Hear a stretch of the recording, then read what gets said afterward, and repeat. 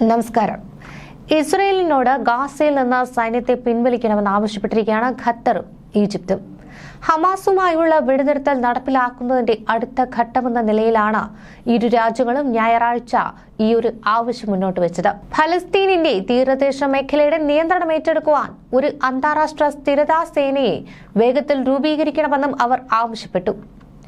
American president Donald Trump ചർച്ച ചെയ്തുറപ്പിച്ച വെടിനിർത്തലിന്റെ മധ്യസ്ഥരെന്ന നിലയിലാണ് ഖത്തറും ഈജിപ്തും ഇസ്രയേലിനോട് സൈന്യത്തെ പിൻവലിക്കുവാൻ ആവശ്യപ്പെട്ടിരിക്കുന്നത്. ഈ നടപടികളെക്കുറിച്ച് ഐക്യരാഷ്ട്രസഭ എന്നിവയുടെ പിന്തുണയോടെയുള്ള സമാധാന പദ്ധതിയിൽ US വിശദീകരിച്ചിരുന്നു. സമാധാന പദ്ധതിയുടെ ഭാഗമായി ഗാസയിലെ പോരാട്ടം ഏറെക്കുറെ അവസാനിച്ച നിലയിലാണ്. സമാധാന പദ്ധതിയുടെ ഭാഗമായുള്ള 20 പോയിന്റ് സമാധാന പദ്ധതിയുടെ രണ്ടാം ഘട്ടത്തിലേക്ക് പോകുവാൻ ഇരുപക്ഷവും ഇനിയും സമ്മതിച്ചിട്ടില്ല. അതുകൊണ്ട് തന്നെ ഉടമ്പടി നിലവിൽ പ്രതിസന്ധിയിലാണ്.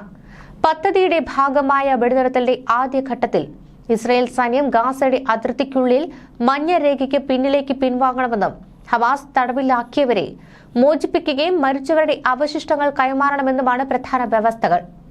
ഇപ്പോൾ നമ്മൾ നിർണായക നിമിഷത്തിലാണ്. ഇസ്രായേൽ സൈന്യം പൂർണ്ണമായും പിൻവാങ്ങുകയും ഗാസ സ്ഥിരത കൈവരിക്കുകയും ചെയ്യുന്നതുവരെ വെടിനിർത്തൽ പൂർണ്ണമായി എന്ന് നമുക്ക് പറയുവാൻ കഴിയില്ല. ഖത്തറിന്റെ പ്രധാനമന്ത്രി ഷെയ്ഖ് മുഹമ്മദ് ബിൻ അബ്ദുറഹ്മാൻ അൽ താനി വ്യക്തമാക്കി. വെടിനിർത്തൽ ഉറപ്പാക്കാൻ ദീർഘകാലമായി ശ്രമങ്ങൾ നടന്നുവെങ്കിലും ഇസ്രയേലും ഹമാസും പരസ്പര നിബന്ധനകൾ ലംഘിച്ചതായി ആരോപിച്ചിരുന്നതിനാൽ അത് നടന്നിരുന്നില്ല. ഈ ഘട്ടത്തിൽ ഖത്തർ, ഈജിപ്ത്, US എന്നീ രാജ്യങ്ങൾ ചേർന്നാണ് നിർണായകമായ ഇടപെടൽ നടത്തിയത്.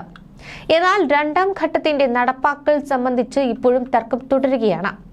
ഹമാസിന്റെ നിരായുധീകരണം ഉൾപ്പെടെയുള്ള വ്യവസ്ഥകളുടെ നടപ്പാക്കൽ ഇതുവരെയും തുടങ്ങിയിട്ടില്ല. 20 പോയിന്റ് സമാധാന പദ്ധതി അനുസരിച്ച് ഹമാസ് നിരായുധീകരണം നടത്തേണ്ടതുണ്ട്.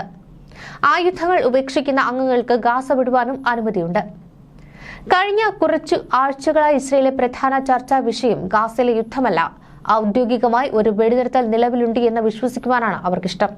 എന്നാൽ ഈ കാലയളവിൽ മാത്രം 130 കുട്ടികൾ ഉൾപ്പെടെ 350-ലധികം ഫലസ്തീനികൾ കൊല്ലപ്പെട്ടുവെന്നത് ഇസ്രയേൽ ജനതയെ അലട്ടുന്നേയില്ല. ഫലസ്തീനികൾ കൊല്ലപ്പെടുക എന്നത് അവിടെ ഒരു സ്വാഭാവിക നടപടിയായിട്ടാണ് മാറിയിട്ടുള്ളത്. മറിച്ച് ഇസ്രയേലിനെ പിടിച്ചുലയ്ക്കുന്ന വിഷയം നെതന്യാഹുവിന്റെ മാപ്പ് അപേക്ഷയാണ്. നിലവിൽ അഴിമതി കേസുകളിൽ വിചാരണ നേരിടുന്ന നെതന്യാഹു വിചാരണ പൂർത്തിയാകുന്നതിന് മുൻപ് തന്നെ തനിക്ക് മാപ്പ് നൽകണമെന്നോ വിചാരണ നിർത്തിവെക്കണമെന്നോ ആവശ്യപ്പെടുന്നുണ്ട്.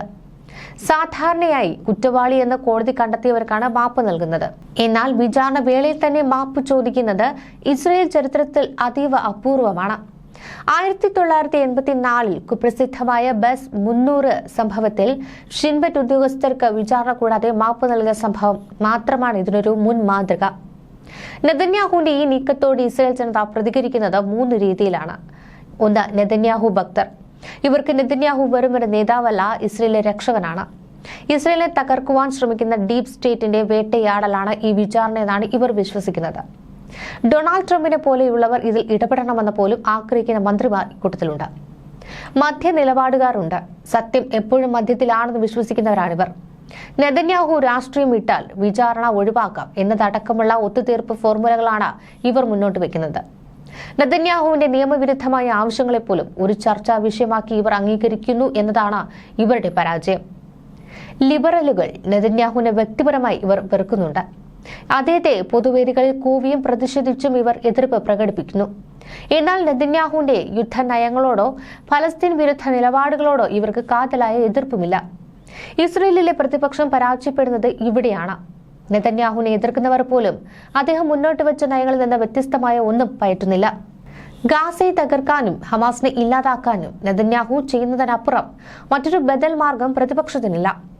ഇസ്രയേലിലെ മറ്റൊരു നേതാവിനും നെതന്യാഹുവിനെ പോലെ അന്താരാഷ്ട്ര തലത്തിൽ സ്വാധീനം ചെലുത്തുവാനോ ശത്രുക്കൾക്കെതിരെ കടുപ്പമേറിയ നിലപാടെടുക്കുവാനോ കഴിയില്ലെന്നാണ് ജനം വിശ്വസിക്കുന്നത്. നെതന്യാഹുവിന്റെ അനുയായികൾക്ക് അദ്ദേഹം ഇസ്രയേലിന്റെ അഭിമാനമാണ്. ലോകത്തിനു മുന്നിൽ തല കുനിക്കാത്ത, നിയമങ്ങൾക്കും അതീതനായ നേതാവ്.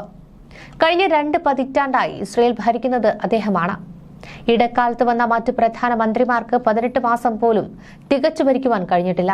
ഇത് നെതന്യാഹുവിന്റെ ഭരണ പാടവത്തെയും രാഷ്ട്രീയ തന്ത്രത്തെയുമാണ് അടിവരയിടുന്നത്.